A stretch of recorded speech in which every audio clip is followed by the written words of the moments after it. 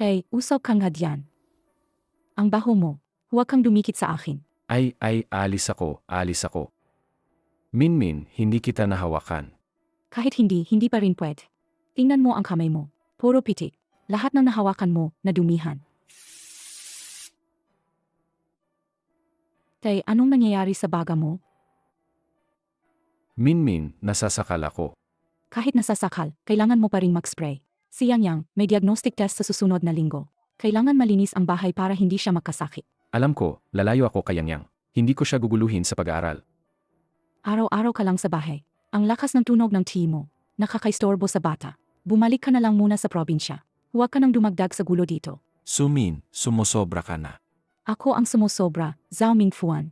Tingnan mo ang tatay mo. Araw-araw nagpapagala-gala sa bahay. Dala-dala ang dumi. Mabiting at hindi ko pa siya pinapaalis. Palisin siya. May karapatan ka ba? Mingkuan, huwag na kayong mag-away. Huwag na. Si tatay, isang taon nang gumigising ng maaga at natutulog ng gabi. Hinahatid at sinusundo si Yang Yang. Nagluluto at naglilinis. Nagising ka na ba ng maaga kahit minsan? Naghanda ka na ba ng pagkain kahit minsan? Kusa niya yang ginawa. Lolo siya ni Yang Yang. Hindi ba dapat lang naalagaan niya ang apo niya? Isa pa, 3 taon na siyang nakatira dito ng libre. Siningil ko ba siya ng kahit 1 sentimo sa upa? Nakatira ng libre. Ang down payment na 300,000 para sa bahay. Galing yan sa lupa na ibinenta ni tatay sa probinsya. Ang lahat ng ipon niya sa buong buhay niya, ibinigay niya sa atin. May gana ka pang sabihin na nakatira siya ng libre. Kusa niya yang ibinigay sa sarili niyang apo. Hindi naman sa iyo. Zhao Mingfuan, huwag mo akong daanin dyan. Hindi ako nadadala sa ganyan. Mingkuan. Tama na, tama na. Tama na, babalik na ako sa probinsya bukas. Kailangan nang bunutin ang damo sa bukid. Tamang-tama, makakatulong ako. Hindi ko kayo guguluhin. Tay, huwag kang umuwi. Bahay mo to. Bakit ka uwi? Zhao Mingfuan, may sakit ka ba? Sabi na ni tatay na gusto niyang bumalik sa probinsya. Bakit mo pa siya pinipigilan? Tay, alam kong namimiss mo na ang bahay. Matagal ko nang nabili ang tact mo. Ang bus bukas ng 6 ng umaga. Namimiss ko na ang bahay. Babalik na ako bukas. Huwag na kayong mag-away. Sumin, anong ibig sabihin nito? Bumili ka ng tiket sa boss para sa kanya. 6 na oras ang biyahe. Paano matitiis ng matanda kong ama yan? Tay, palitan ko po ng business class na ticket sa high-speed rail. Magkano naman yan? Hindi pa nababayaran ang tuition ni Yang Yang. Ayos lang, mas maganda ang boss. Sanay na ako simula bata pa. Kung mag-high-speed rail ka pa, hindi ko naman alam kung paano sumakay doon. Mingfuan, kunin mo itong 800. Malaki ang gastos sa syudad. Huwag kang laging humingi ng pera sa asawa mo. Huwag kayong mag-away. Tay, ihahatid ko na po kayo sa terminal. Tara na. Tay, huwag po kayong magtipid pag-uwi.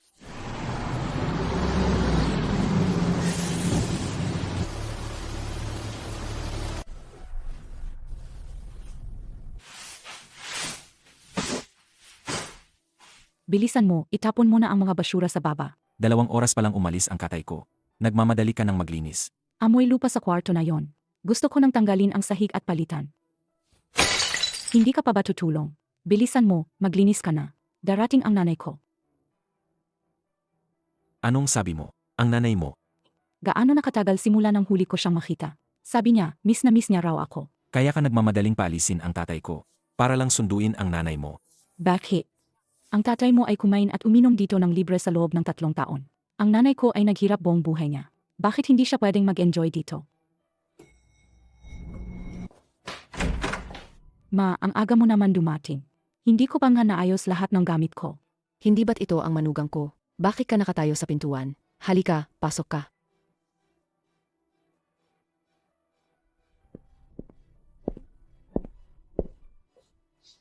Minmin, bakit amoy lupa dito sa loob? Nakakasakal. Ma, pasensya na po. Halika, upo ka. Zhao Mingfuan, bakit ka nakatungo nga diyan? Hugasan mo yung mga pasalubong ni Mama. Kakainin natin mamaya. Kalahating araw na ang nakalipas. Ang tatay ko ay naglalakad ng patago. Bakit pa ang daming reklamo ng mga lalaki? Dahil umalis na si tatay, unahin muna natin si Mama. Ibigay mo. Anong card ng suweldo? Dahil nandito si Mama para magpahinga. Malaki ang magiging gastos. Simulang ngayon, ako na ang hahawak sa pera ng bahay. Bibigyan kita ng 1,000 bawat buwan para sa sigarilyo. Xiao Ming, huwag mong masamain na mahigpit si Minmin. Kayo kasing mga lalaki. Kapag may pera kayo, madali kayong maging mayabang. Ang pagkapahawak kay Minmin ng kera mo ay para rin sa pamilya.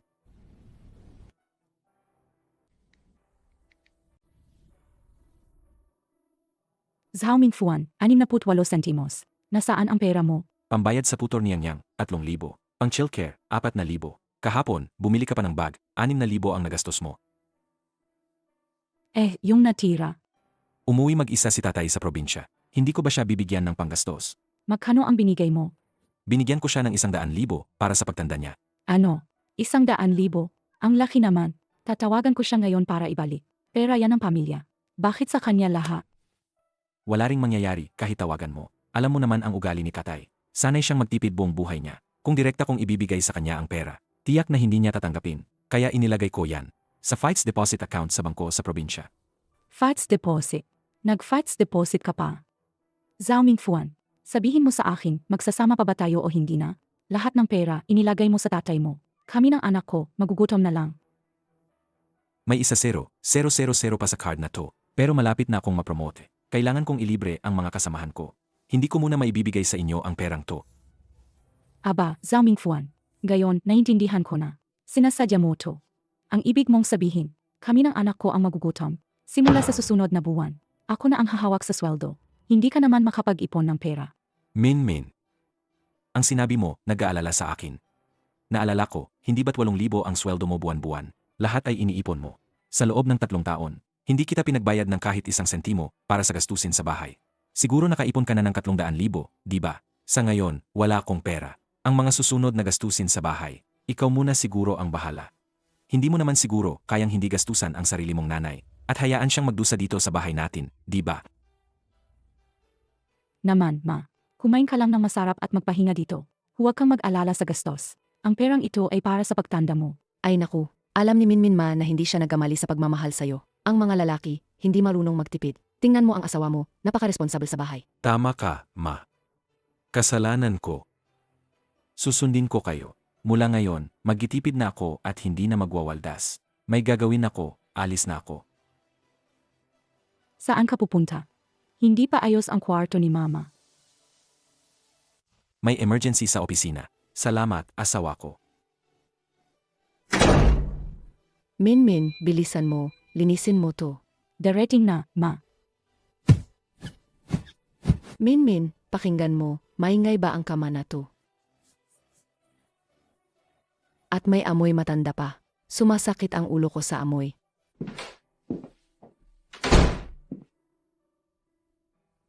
Ay naku, ang aming manugang na taga-syudad lang ang nakakaintindi. Halika, tingnan ni nanay. Inihaw na gansa ba ito o kalapati? Ang bango. Zhao Mingfuan, biti naman at marunong ka. Kanina pa sinasabi ni nanay na walang tubig para sa hapunan. Ibigay mo sa akin ang bag.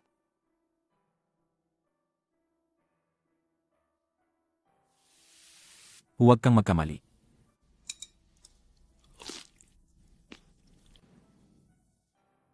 Binili ko ito para sa sarili ko. Sobrang pagod ako sa overtime ngayon. Kailangan kong palakasin ang katawan ko. Zhao Mingfuan, anong ibig mong sabihin?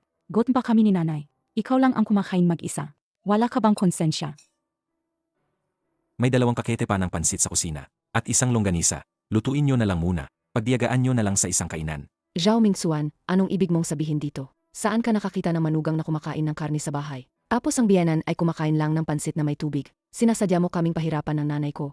Hindi ba? Nanay, mali po ang sinasabi nyo. Ang set meal na ito ay 70 pesos. Kaninang umaga pa po kayo paulit-ulit na nagpapaalala sa akin na maging matipid sa buhay. Naisip ko po na kayo as si Minmin ay tiyak na manghihinayang kumain ng ganito kamahal. Kaya hindi na po ako naglakas loob na bilhan kayo. Takot masayang ang pera. Ma, huwag po kayong magalit. Kakain tayo na masarap mamayang gabi.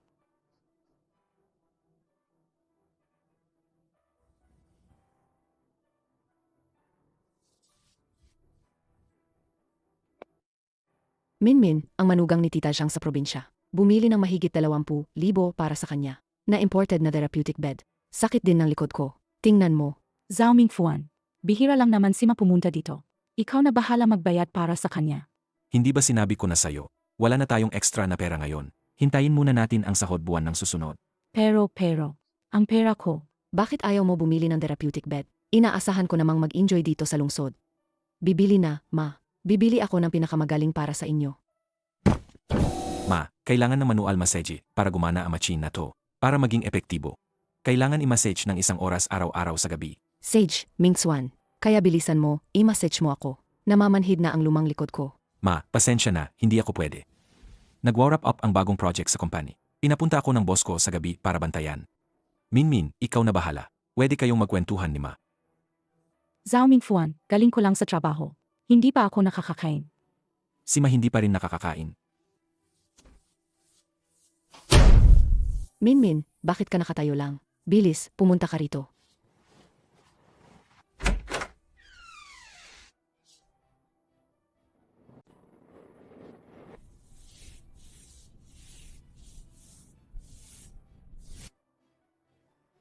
Dahan-dahan, gusto mo bang mamatay ako?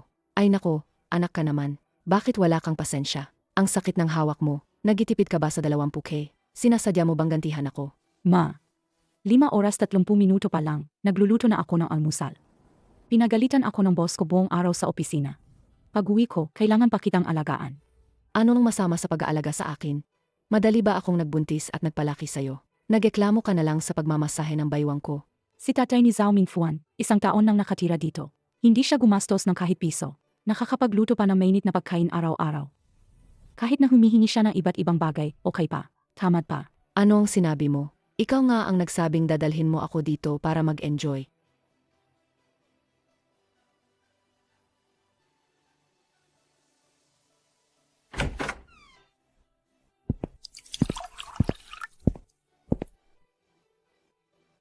Mag-isip ka ng paraan, bilis. Bayad sa bahay, parking, tubig at kuryente. At gamot ko pa. Lahat yan binabayaran ko. Wala na talaga akong pera. May ipon at sweldo ka pa naman. Naubos na ang 28K para sa massage chair. Gusto pa naman ng bird's nest. Saan ko kukunin ang pera? Yung 5,000 na ipinapadala mo kay Sukuyang araw-araw. Yung 5,000 na yon, hindi ba dapat itigil na? Ano bang pinagsasabi mo? Nitong 3 taon, palihim kang nagdadala ng halos 300,000 sa probinsya, di ba? Ako kasi. Si mama ang nagpapapunta. Oh. Alam ni Mama na palihim mo. Ibinulsa ang lahat ng pera kay Suuyang. Minmin, totoo ba ang sinasabi ni Ming-Xuan? Talaga bang ibinigay mo lahat ng pera sa kapatid mo? Kayo na lang mag-usap, may trabaho pa ako. Zhao Mingfuan, anong ibig mong sabihin? Bumalik ka rito.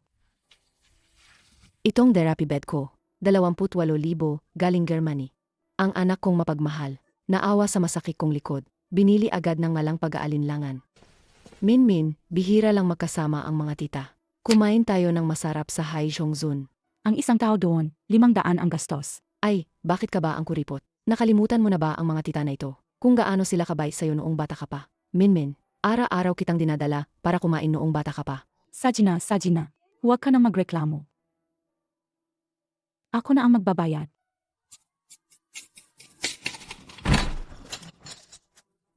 Miss, 2,800 po.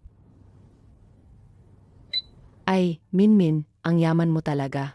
Ang bilis mong gumastos, haha. Minmin, ang bongga talaga ng kainan natin ngayon. Sabi ng mga kaibigan kong matatanda. Hindi raw nasayang ang pagmamahal ko sa anak kong taga-syudad. Napakaswerte ko talaga. Ma. Naman, ang pambayad ko sa credit card ngayong buwan.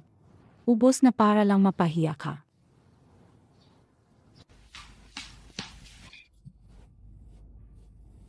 Mahigit 2,000 lang yan. Ang sakit na agad sa loob mo. Hindi ba't may 30,000 ka pa sa card mo? Ma, huwag mo nang dalhin ang mga yan dito. Hindi ako ATM. Naku, Xiaomin, ang mga kaibigan mo, ang gaganda ng buhay sa syudad. Ayoko namang mahuli sa kanila, di ba? Ang tatay ni Zhao Mingfuan, 3 taon nang nakatira dito. Ni 5, wala siyang ginastos. Ikaw, kalahating buwan pa lang, kasama na ang therapy at pagkain. Mahigit 30,000 na ang nagastos ko. Ikukumpara mo ba ang matandang taga-probinsya sa akin? Wala ka na bang konsensya? Ibang tao lang siya. Ako ang tunay mong ina. Inalaki kita, kaya ano kung gumastos ka ng pera para sa akin? Sige. Ngayon, pati ang anak ko, ayaw na sa akin.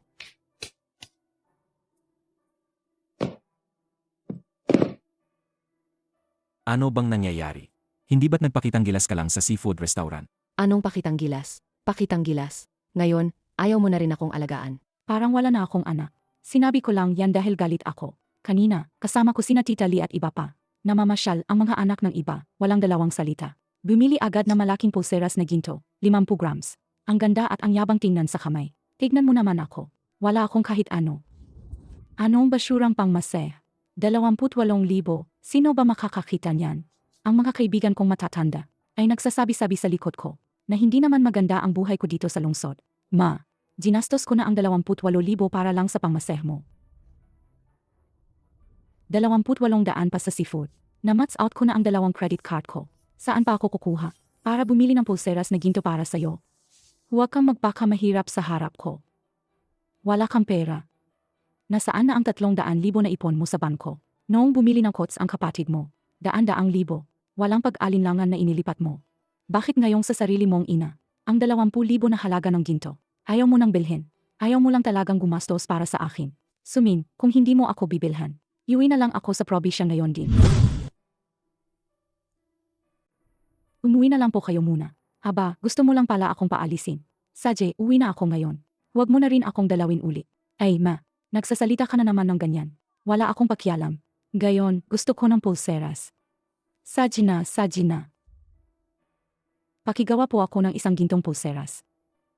Sige po, sandali lang po.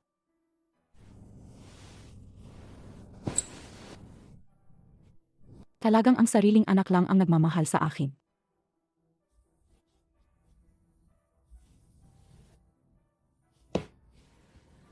Sagutin mo, si Sukuyang ba ang tumatawag? Magkano na naman ang ibibigay mo sa kanya ng palihim? Overg ang credit card. Online loan na 20,000. Sumin, nababaliw ka na ba? Nasaan ang 300,000 mong ipon? Nasaan na ang pera? Lihim mo na naman bang ibinigay sa kapatid mo? Ang pera? Ma, ang 300,000 na yon. Minmin, sa loob ng kalahating taon. Lahat ay inilipat kay Sukiyang para pambili ng sasakyan. Sabi ni Sukiyang, makakakita siya ng pera sa pagmamaneho ng sasakyan. Kaya lihim na inilipat ni Minmin. Takot siyang hindi ka pumayag. At takot din siyang magalik ako. Kaya itinago niya sa amin. Minmin, ang tanga mo. Si Qiangzi, buong araw walang ginagawa. Mahilig kumain at tamad. Bakit mo siya binibigyan ng ganoong kalaking pera? Ang perang ito, lihim mong ibinigay. Ano bang karapatan ni Sukuyang? Kahit isang pulseras na ginto na 20,000 pesos lang. Kailangan pa niyang magkunwaring mahirap sa akin. At ginagamit pa ang mga tawag ng kolektor para takutin. Ako, wala ka na bang pakialam sa akin bilang sarili mong ina? Si Sukuyang, kung hindi ko siya bibigyan ng pera, araw-araw siyang mag-ingay dito sa bahay. Wala akong magawa, kaya kailangan ko siyang bigyan. Sa bangko naman, ayoko ring malit sa bayad, ayoko ring magkaroon ng ganoong karaming utang. Ayoko ring magkaroon ng ganoong karaming utang. Pero ma, ginawa ko yan para bilhan ka ng pulseras. Kung wala kang pera, bakit ka nagpapanggap na mayaman? Hindi mo ba pwedeng sabihin sa akin? Kahit hindi ako kumain o uminom, hindi ko hahayaang gamitin mo ang credit card mo. Gayon, tumatawag na ang mga kolektor. Hindi na ako makatira dito sa syudad kahit isang araw. Ayokong mapahiya.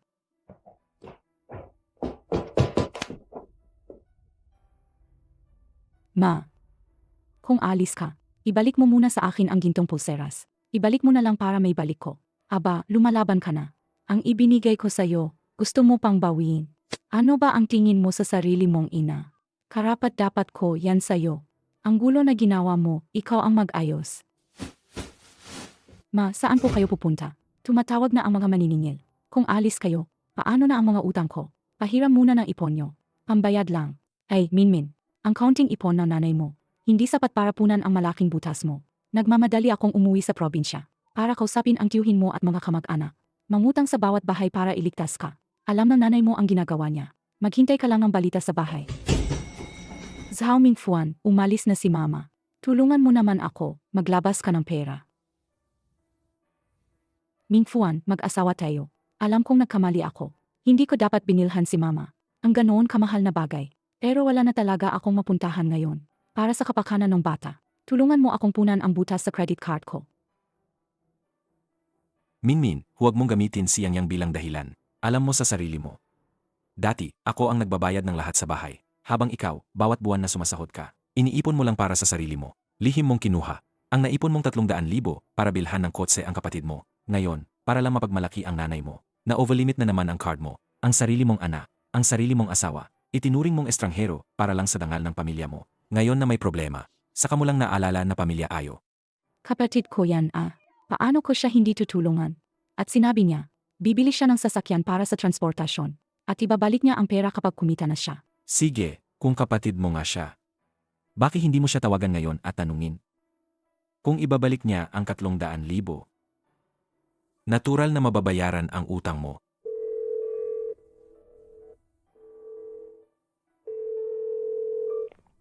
Hello, 8?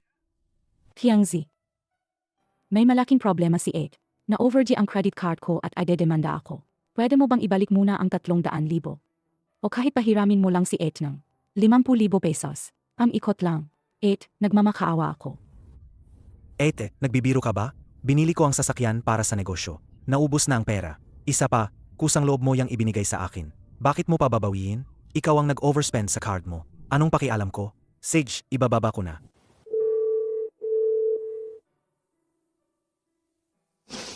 Sites, Zhao Mingfuan. Kung hindi na tayo magkasundo, maghiwalay na tayo. Pero sa titulo ng bahay na to, may pangalan ko. Ito ay conjugal property. Ibenta natin to. Hati tayo. Ang pera mula sa pagbenta, hindi lang sapat pambayad ng utang ko. Makakapagtabi pa ako ng 100,000. Minmin, masyado kang simple mag-isip. 3 taon na ang nakalipas, ibinenta ng tatay ko ang lupa sa probinsya para makalikom ng 300,000 na down payment para sa atin. Sadyang sa counter ng bangko, pinadagdagan niya ang 6 na salita sa staff. Remark, down payment sa bahay. Pautang.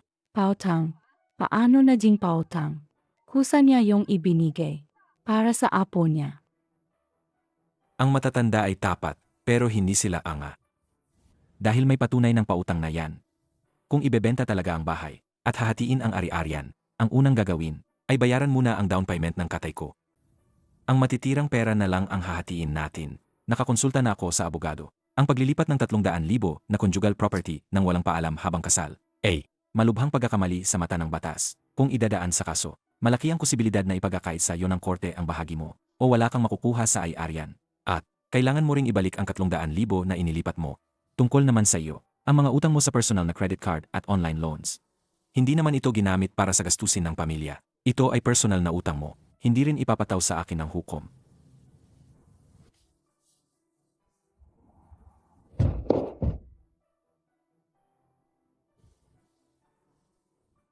Pirmahan mo na ang kasunduang ito at umalis ka ng maayos. Ayoko nang pahabain pa ang usapan. Isipin mo na lang na ito ang kapalit ng pinagsamahan natin. Kung ipipilit mong magdemanda, mapupunta ka lang sa pagkakautang sa bangko at ipapatupad pa ng korte ang pagkalugi ng aking ari-arian.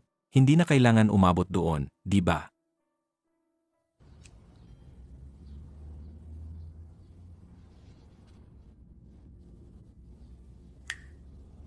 Maghiwalay na tayo ng maayos. Ang mga utang mo sa bangko, nabayaran ko na.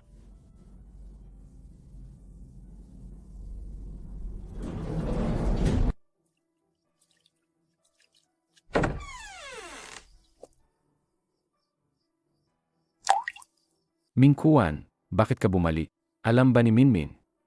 Huwag kang makipag-away sa asawa mo. Ayos lang ako dito, anak. Tay, ayos na po. Hiwalay na po kami. Mula ngayon, wala na magmamaldita sa inyo dito sa bahay. Mag-ayos na po kayo ng gamit. Umuwi na po ayo. Pagkalipas ng 2 oras, huminto ang coach sa parking lot ng subdivision. Dinala ko ang aking ama pabalik sa aming silid. Mingkuan, bakit kayo naghiwalay ni Minmin? Dahil ba sa akin kaya kayo nag-away? Hihingi ako ng tawad sa kanya. Hindi po, Tay. Huwag po kayong mag-isip ng kung ano-ano. Wala po talaga kayong kinalaman dito. Kahit wala po yung mga nangyari, ang relasyon po naming dalawa ay matagal nang hindi magkatagal. Hindi nyo po kailangang sisihin ang sarili nyo. At lalong hindi nyo po kailangang humingi ng kawat. Wala po kayong kasalanan. Magkaiba lang po talaga kami ng pananaw sa buhay. Magulo na po talaga ang buhay namin. Ang nangyari ngayon ay para lang makalaya kami sa isa't isa. Mula ngayon, dito na po kayo titira kasama ko. Ako na po ang mag-alaga sa inyo. Wala akong silbi, anak. Hindi ako makatulong. Puro pasakit pa ako sa'yo. Tay, ang makita po kayong ligtas at maayos. Iyon na po ang pinakamalaking biyaya para sa akin. Mula ngayon, nandito lang po ako. Maganda na po ang buhay natin. Mas mahalaga po yan kaysa sa lahat. Tay, samahan niyo po ako sa kwarto para makita nyo. Bagong kuson po, yan para sa inyo. Maganda po yan sa likod nyo. Sige, anak, hindi na ako alis. Magluluto na lang ako para sa inyong mag-ama. Tama po yan. Mamaya pag uwi niyang galing eskwela at makita niya si Lolo. Siguradong matutuwa yon. Tay, gusto ko po yung pinakamasarap niyong dumpling. Sige, anak, gagawan kita mamaya.